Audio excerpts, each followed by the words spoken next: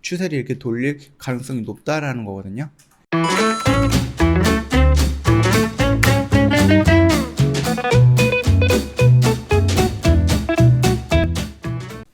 네, 안녕하세요. 허브경제TV 차우영입니다. 오늘 볼 종목은 SK바이오팜이라는 종목이에요. 종목 코드 번호가 3261-030번이죠. 자, 일단은 5일선을 돌파하고 나서 3일째 지금 5일선 위에서 놀고 있다라는 부분이에요. 뭐 특별히 양봉이 나오거나 아니면 단봉이 나오면서 지금 이런 식으로 놀다가 11선도 돌파를 했는데, 이게 지금 가격으로 돌파한 게 아니라 기간으로 이렇게 돌파한 거거든요. 옆으로 이렇게 누우니까 당연히 11선이 떨어지잖아요. 그러면 여기를 이런 식으로 돌파해 준 게 아니라 자연스럽게 11선이 떨어지니까 그 위로 올라선 것 뿐이에요. 그렇기 때문에 주가가 이런 식으로 떨어질 때 여기를 돌파해 주는 양봉의 모습과 주가가 이렇게 떨어질 때 은근슬쩍 이런 식으로 주가 위로 올라오는 이런 모습, 이거는 천지차원입니다. 여기가 이게 좋은 거예요. 이것보다는 이게 더 안정적이고 강하다라고 볼 수가 있는 겁니다. 가격으로 돌파하는 거지 기간으로 돌파하는 것은 약하다라고 좀 생각을 하시면 될 것 같고, 지금 보면은 이렇게 좀 기간으로 돌파하는 모습이었잖아요. 기간으로. 거기다가 우리가 지금 뭘 봐야 된다라고 했죠? CS증권에서 물량이 나오는지를 계속해서 봐야 된다라고 말씀을 드렸죠. 오늘 어떤가요? 오늘 매도 상위 1위가 CS증권입니다. 물론 외부에서도 지금 다른 데서도 지금 진입된 것은 보이지만은 매도 상위가 CS그룹이고요. 지금 CS증권이고, 신한금융투자에서도 매도가 나왔죠. 매수는 이 밑에 있는데, 신한금융투자는 보다 검은머리 외국인이 이용하는 창구의 확률이 높다라는 부분이니까 참고해 주시면 될 것 같아요. 자, 일단은 CS증권에서 물량은 계속 나오고 있다. 그렇기 때문에 얘가 가고 싶어도 못 가는 확률이 높아지고 있는 거다라고 생각을 하시면 돼요. 지금 기관이라든지 연기금, 투신 이런 쪽에서 물량이 간간히 들어오긴 해요. 기관 쪽에서 물량이 보시면은 이렇게 간간히 조금 들어오는데, 그럼에도 불구하고 우리가 기다리는 것은 이 기관 물량들이 아니라 외인 물량이다 이겁니다. 외인 물량들이 들어와야지 결국은 주가가 올라갈 수밖에 없는 차트예요. 종목이기도 하고요. 그렇기 때문에 CS증권에서 물량이 멈추는지 확인을 해야 되는 부분이고요. 그렇죠? CS증권에서 물량이 멈추는지, 그리고 두 번째는 뭐예요? 다른 데서 외인 물량이 들어오는지, 그래서 그 외인 물량이 양봉 플러스가 전환이 되는지, 계속 지금 마이너스 19만 주, 마이너스 9만 주, 마이너스 14만 주, 마이너스 7만 주, 이런 부분이 플러스 7만 주, 플러스 20만 주 막 이런 식으로 좀 나와줘야지 얘가 추세를 이렇게 돌릴 가능성이 높다라는 거거든요. 일단은 봤을 때 지금 18일 날이 상장이잖아요, 바사가. 그러면 그 스케줄에 맞춰서 어느 정도 움직여 줄 것이다 라고 예상을 했는데, 지금 생각보다 움직임이 없어요. 이게 단 1%라도 SK바이오사이언스랑 상관이 없는 종목이다 라고 해도요, SK라는 그룹명이 올라갔다라고 했을 때에는 말씀드렸듯이 SK바이오팜이 SK케미칼과 디스커버리랑 크게 상관이 없을지언정 SK바이오팜이 상장하는 그 시점에 다른 SK 관련된 종목들이 많이 올라갔거든요. 그 수혜를 받았거든요. 근데 지금 SK바사가 상장한다라고 했을 때 심지어 케미칼조차도 지금 수혜를 못 받고 있다 라고 했을 때, 일전에 어떤 분께서 댓글 중에 하나 이런 거 말씀을 하셨죠.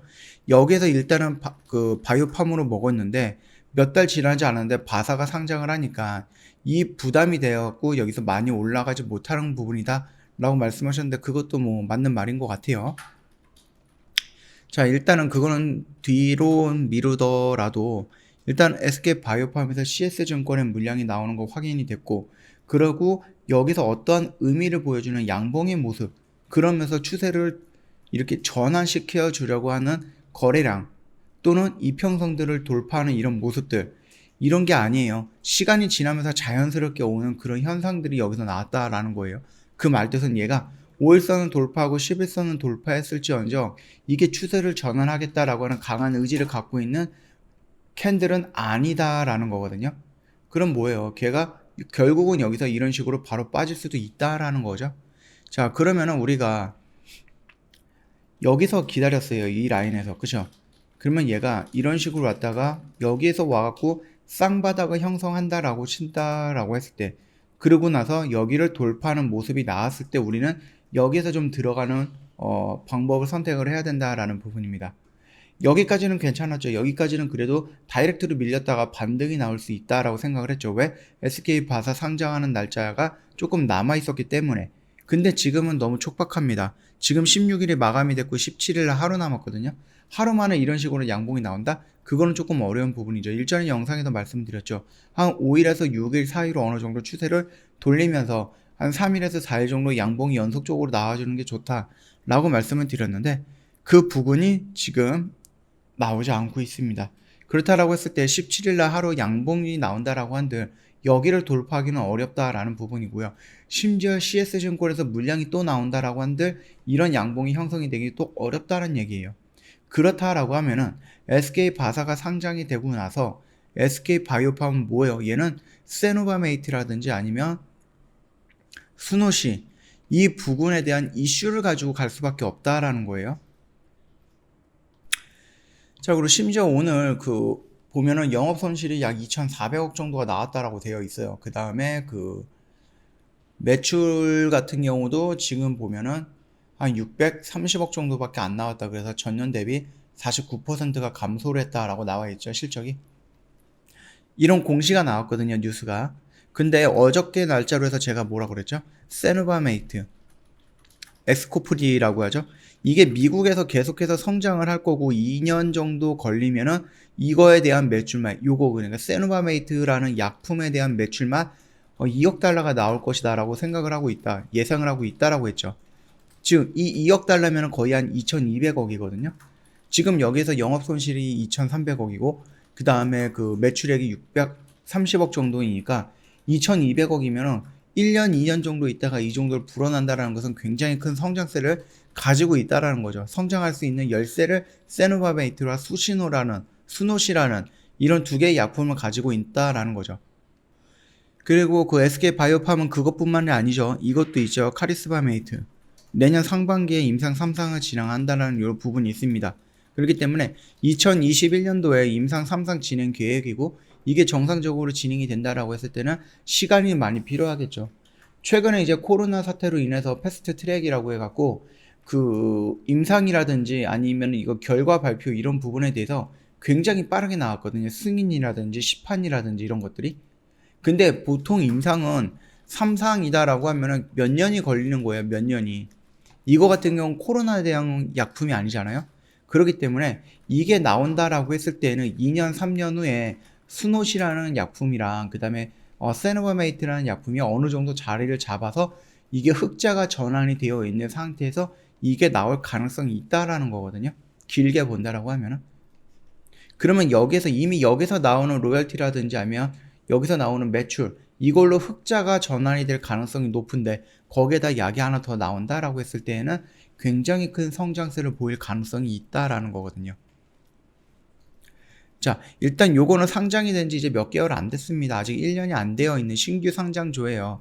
신규 상장주이기 때문에 얘가 성장을 한다라고 했을 때는 몇 년의 흐름을 좀 지켜봐야 되는 부분입니다. 단기적인 관점에서 본다라고 했을 때 이 영역대는 이 라인은 나쁜 영역대는 아니다라는 거예요.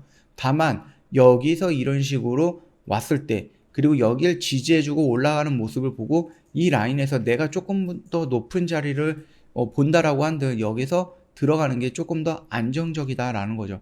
내가 만약에 공격적인 영역을 원한다라고 했을 때 당연히 이 영역에서 잡아 들어가면 되겠죠. 자, 이 부분 같은 경우는 이제 회원님들이 한번 생각을 해보고 시나리오를 작성을 해봐야 되는 부분입니다. 자, 첫 번째, 우리가 SK 바사에 대한 상장 이슈로 인해서 얘도 어느 정도 움직일 것이다 라고 생각을 했지만 SK 이노베이션과 LG에 대한 배터리 전쟁이죠. 이 부분이 어렵게 깔끔하게 진행이 안 되고 있어요. 지금 합의금도 얘는 너무 많이 부르니까 얘는 못하겠다, 차라리 철수하겠다 이런 식으로 엄포를 놓고 있다라는 부분이거든요. 그러니까 이 문제가 깔끔하게 해결되기 전까지는 지금 SK바이오팜이든 SK그룹이든 어느 그룹도 상관없습니다. 조금 다 불안한 거예요. 참고해 주시면 될 것 같아요. 자, 그럼 두 번째는 뭐야? 얘가 지금 SK바사로 인한 이벤트에 적절한 수혜를 못 받는다라고 했을 때는 우리가 볼 것은 그럼 뭐예요? 이 자체적인 SK 바이오팜이 갖고 있는 자체적인 호재성, 그게 뭐예요? 세노바메이트와 스노시의 성장이죠.